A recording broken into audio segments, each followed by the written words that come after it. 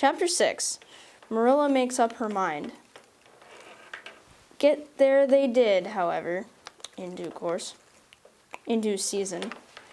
Mrs. Spencer lived in a big yellow house at White Sands Cove, and as she came to the door with surprise and welcome mingled on her benevolent face. "Dear, dear," she exclaimed, "you're the last folks I was looking for today, but I'm real glad to see you. You put your horse in, and how are you, Anne?" "I'm as well as can be expected, thank you," said Anne smilelessly. A blight seemed to have descended on her. "I suppose we'll stay a little while to rest the mare," said Marilla. "But I promised Matthew I'd be home early. The fact is, Mrs. Spencer, there's been a queer mistake somewhere, and I've come over to see where it is. We sent word, Matthew and I, for you to bring us a boy from the asylum. We told your brother Robert to tell you we wanted a boy 10 or 11 years old." "Marilla Cuthbert, you don't say so," said Mrs. Spencer in distress.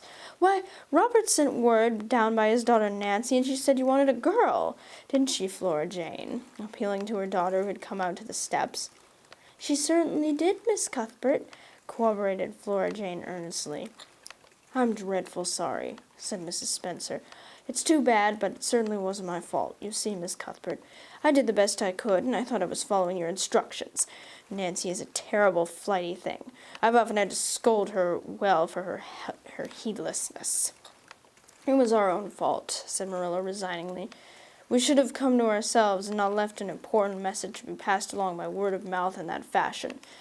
Anyhow, the mistake has been made, and the only thing to do is to set it right. Can we send the child back to the asylum? I suppose they'll take her back, won't they?"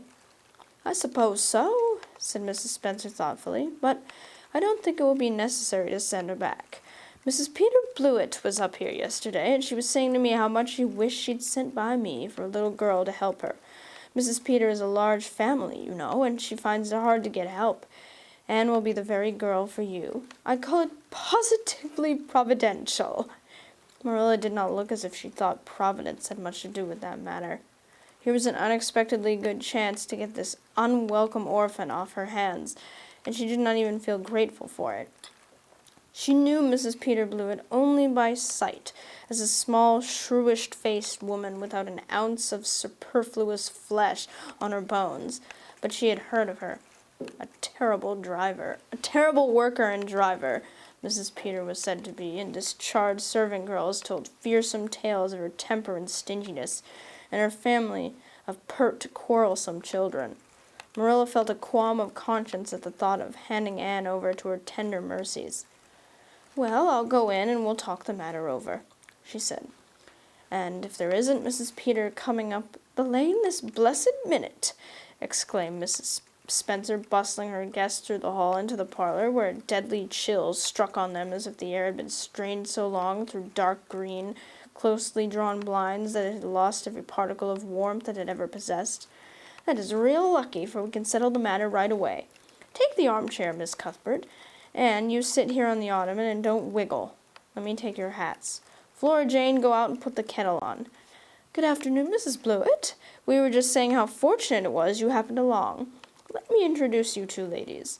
Mrs. Blewett, Miss Cuthbert. Please excuse me for just a moment. I forgot to tell Flora Jane to take the buns out of the oven." Mrs. Spencer whisked away after pulling up the blinds, and sitting mutely on the ottoman with her hands clasped tightly in her lap, stared at Mrs. Blewett as one fascinated. Was she to be given into the keeping of this sharp-faced, sharp-eyed woman? She felt a lump coming up in her throat, and her eyes smarted painfully. She was beginning to be afraid she couldn't keep the tears back when Mrs. Spencer returned, flushed and beaming, quite capable of taking any and every difficulty, physical, mental, or spiritual, into consideration and settling it out of hand. "It seems there's been a mistake about this little girl, Mrs. Blewett," she said. "I was under the impression that Mr. and Miss Cuthbert wanted a little girl to adopt. I was certainly told so, but it seems it was a boy they wanted. So if you're still of the same mind you were yesterday, I think she'll be just the thing for you." Mrs. Blewett darted her eyes over Anne from head to foot. "How old are you, and what's your name?" she demanded. "Anne Shirley," faltered the shrinking child, not daring to make any stipulations regarding the spelling thereof, "and I'm 11 years old." "Humph! You don't look as if there were much to ya," But you're wiry. I don't know but the wiry ones are the best after all. Well, if I take you, you'll have to be a good girl, you know. Good and smart and respectful. I'll expect you to earn your keep, and no mistake about that. Yes, I suppose I might as well take her off your hands, Miss Cuthbert. The baby's awful fractious, and I'm clean worn out attending to him. If you like, I can take her right home now. Marilla looked at Anne and softened at sight of the child's pale face with its look of mute misery, the misery of a helpless little creature who finds itself once more caught in the trap from which it escaped. Marilla felt an uncomfortable conviction that if she denied the appeal of that look, it would haunt her to her dying day. Moreover, she did not fancy Mrs. Blewett. To hand a sensitive, high-strung child over to such a woman, no, she could not take the responsibility of doing that. Well, I don't know, she said slowly. I didn't say that Matthew and I had absolutely decided that we wouldn't keep her. In fact, I may say that Matthew is disposed to keep her. I just came over to find out how the mistake had occurred. I think I'd better take her home again and talk it over with Matthew. I feel that I oughtn't to decide anything without consulting him. If we make up our mind not to keep her, we'll bring her, send him over to you tomorrow night. If we don't, you may know that she's going to stay with us. Will that suit you, Mrs. Blewett? I suppose it'll have to, said Mrs. Blewett ungraciously. During Marilla's speech, a sunrise had been dawning on Anne's face. First, the look of despair faded out, then came a faint flush of hope. Her eyes grew deep and bright as morning stars. The child was quite transfigured, and a moment later, when Mrs. Spencer and Mrs. Blewett went out in quest of a recipe the latter had come to borrow, she sprang up and flew across the room to Marilla. "Oh, Miss Cuthbert, did you really say that perhaps you would let me stay at Green Gables?" she said, in a breathless whisper, as if speaking aloud might shatter the glorious possibility. "Did you really say it, or did I only imagine that you did?" "I think you'd better learn to control that imagination of yours, Anne, if you can't distinguish between what is real and what isn't," said Marilla crossly. "Yes, you did hear me say just that, and no more. It isn't decided yet, and perhaps we will conclude to let Mrs. Blewett take you after all. She certainly needs you much more than I do." "I'd rather go back to the asylum than go to live with her," said Anne passionately. "She looks exactly like a gimlet." Marilla smothered a smile under the conviction that Anne must be reproved for such a speech. "A little girl like you should be ashamed of talking so about a lady and a stranger," she said severely. "Go back and sit down quietly and hold your tongue and behave as a good girl should." "I'll try to do and be anything you want me, if you'll only keep me," said Anne, returning meekly to her ottoman. When they arrived back at Green Gables that evening, Matthew met them in the lane.